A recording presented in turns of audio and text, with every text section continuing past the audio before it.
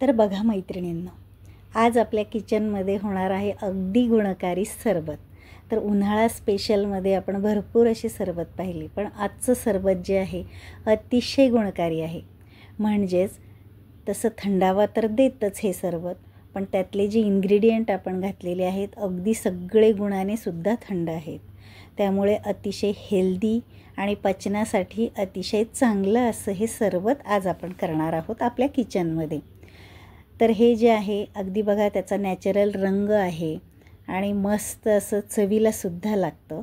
चला तर मग हे कसं करायचं ते पाहूयात. तर आजचं सरबत आहे आपलं पुदिना आणि लिंबू सरबत. तर त्यासाठी आता पहिल्यांदा आपल्याला लागेल पुदिन्याची पानं. तर आता एक बाऊल भरून मी पुदिन्याची पानं घेतलेली आहेत. पहिल्यांदा मी ती स्वच्छ धुवून आणि पाणी त्यातलं निथळून घेऊन कोरडी केलेली आहेत पानं. आता ती मिक्सरच्या भांड्यामध्ये आपण आता घ्यायचे, आपल्याला ते बारीक करायचं.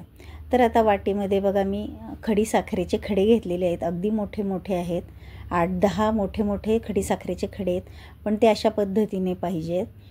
खडीसाखर म्हणजे ही दोऱ्याची खडीसाखर आहे, अगदी थंड असते ही.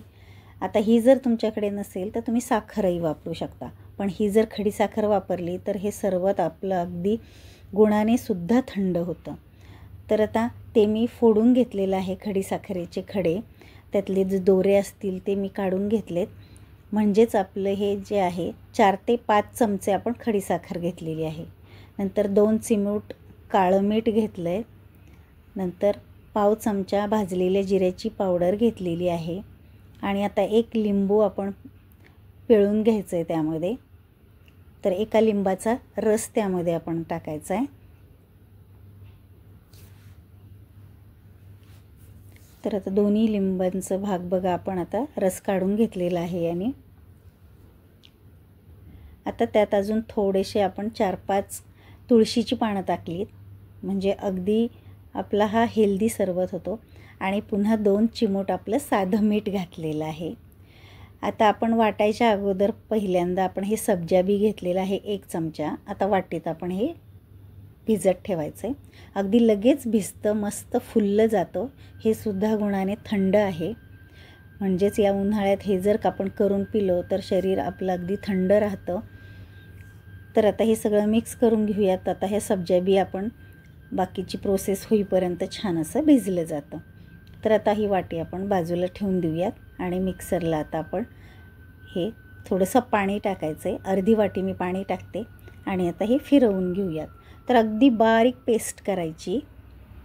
तर चला मग ही बारीक पेस्ट करून आपली झालेली आहे. तर बघू शकताय तुम्ही, त्याचा रंगसुद्धा अगदी मस्त आलेला आहे. आपण हे सरबत जे करतोय तर अजिबात रंग टाकणार नाही आहोत त्यामध्ये. आपल्या पुदिन्याच्या पानांचा जो रंग आहे अतिशय मस्त नैसर्गिक रंग आपल्या सरबताला येणार आहे. आणि आता आपण ही घेणार आहोत गाळून. तर आता एका मोठ्या भांड्यामध्ये आपण हे मोठ्या चाळणीमध्ये टाकून गाळून घ्यायचं आहे. आता या भांड्यामध्ये थोडंसं पुन्हा पाणी टाकून आपण विसळून घेऊयात आणि चमच्याने हलवून आपण हे चांगलं गाळून घेऊयात. तर वर आता जी पानं आपली बारीक होणार नाहीत तर ती त्याचा चोथा राहील.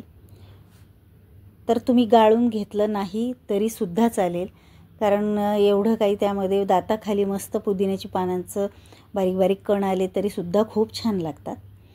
तर आता मिक्सरच्या भांड्यामध्ये मी थोडंसं पाणी टाकून थोडंसं विसळून घेतलेलं आहे.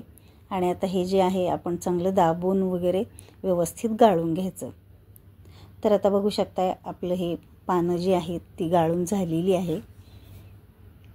आता या पाण्यामध्ये आपण टाकणार आहोत अगदी थोडीशी मिरपूड, म्हणजे थोडासा तिखट असा फ्लेवर येतो आणि मस्त टेस्टी आपलं हे सरबत बनतं.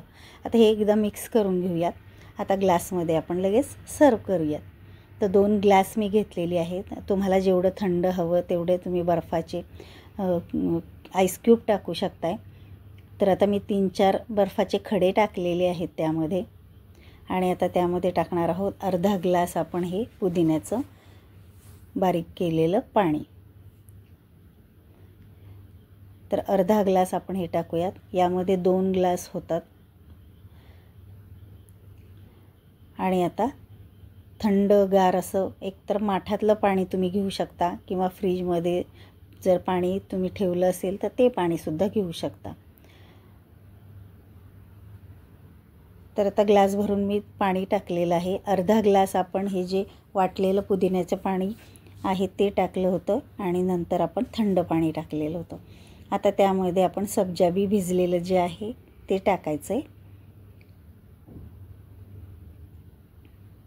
तर बघा आपलं हे सरबत अतिशय टेस्टी पण झालेलं आहे आणि अगदी गुणाने थंडसुद्धा झालेलं आहे. आपण जे इन्ग्रेडियंट त्यामध्ये टाकलेत अगदी सगळे गुणाने थंड आहेत ते, म्हणून अगदी गुणकारी हे सरबत आहे. तुम्ही नक्कीच एकदा ट्राय करून पहा. रंगसुद्धा बघा त्याचा अगदी नॅचरल रंग आलेला आहे.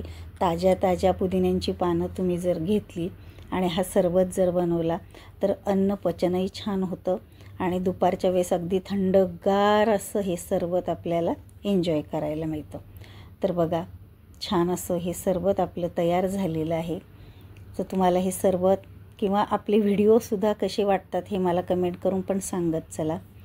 आणि व्हिडिओ आवडत असतील तर आपल्या चॅनलला लाईक, शेअर आणि सबस्क्राईब पण करा. चला तर मग भेटूयात पुढच्या व्हिडिओमध्ये. तोपर्यंत बाय.